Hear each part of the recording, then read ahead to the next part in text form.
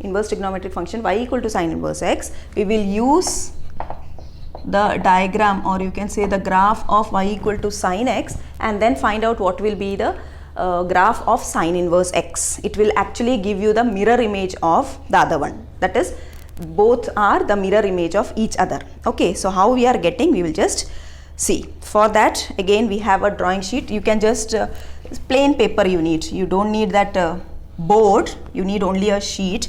In that we are just drawing. Okay, I'm just not showing that sheet because we have to extend the figure.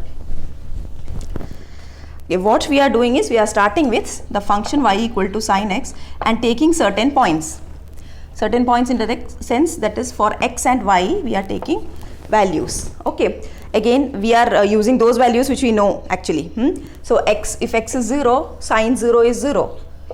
If x is, we are taking those values whose value we know. Okay, pi by 6, pi by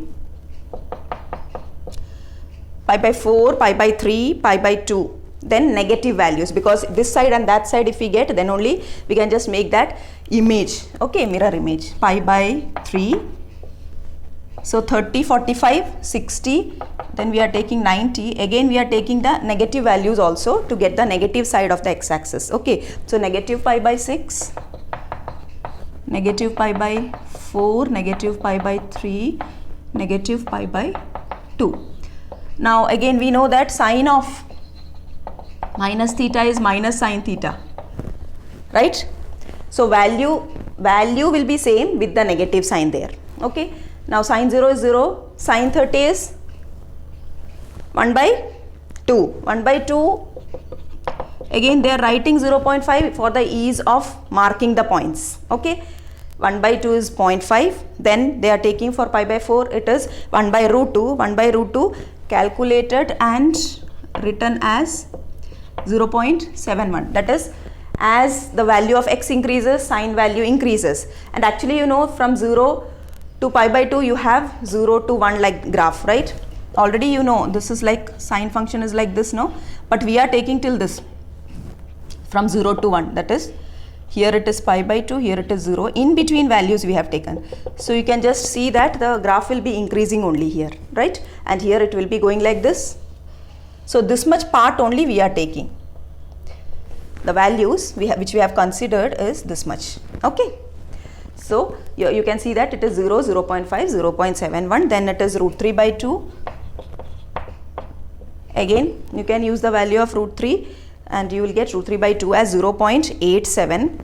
In certain experiments you can use calculator, in certain you cannot. Okay, then pi by 2 it's 1, then negative values of these, that is pi by 6 is 0.5, means this is minus 0.5, minus 0.71, minus 0.87, and this is negative 1. Okay, like this you are getting the values. Now we will just mark them or plot them on the paper.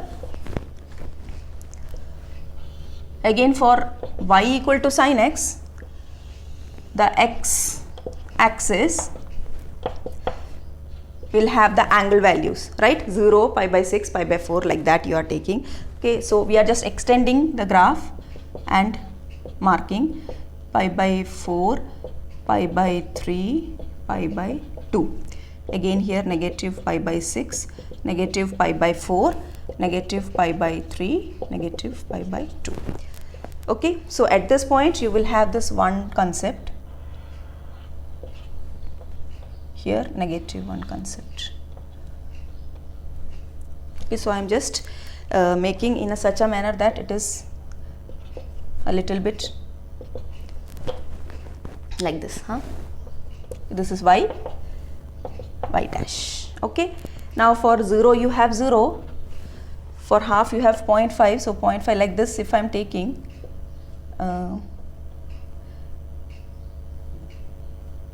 for 1 you have to get this value, so I am just joining these points. You know the structure of the graph, no? You can just draw like this. Okay, now for the lower part, that is for the negative x-axis, you have like this till this point, negative 1 where you have marked, you can just join like this. Okay, so this is giving you your y equal to sine x. Now our purpose is to find out what is sine inverse. For that, what we are doing? Okay, first what we are doing is, we are just taking these, you understood these things, so we are just marking the points as P1, P2 so that we can take their images. Okay, with the same distance in the other side, we are just taking the images. That's why we are taking these points as P1, P2, P3 and the other thing as P4. Here again 4 points you have, and we are marking them as P1 dash, P2 dash, P2 dash, P3 dash and P4 dash. Now we will consider y equal to x, straight line passing through the origin. What is y equal to x? Straight line passing through the origin. So your points will be 0, 0, 1, 1, 2, 2, 3, 3 like that. So till this we have taken only 1, 1 like that. So what we will get for minus 1 you will have here 0, 0, then 1, 1 like this, right? So my graph will be like, when it is 1,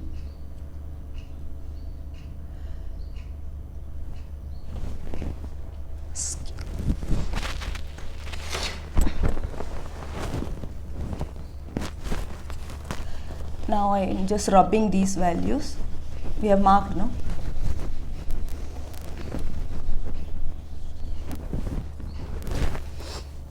And just drawing a straight line which will give you like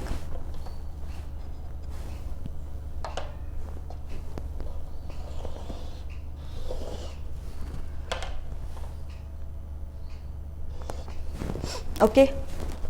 So this is y equal to x. Now what we need to do is, we have to just take the perpendicular distance from this to the line, from these 4 points to the line. Okay, and we have to take the other thing, that is the same distance should be maintained here and taken here. So that how you have this, you will get like this here. Understood? This is the perpendicular distance taken like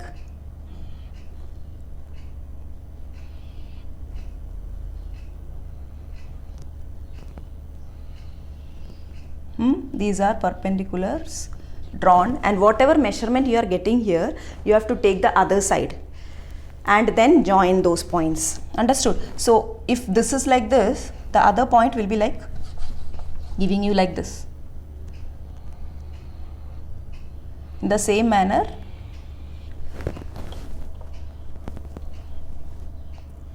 taking the same distance like this.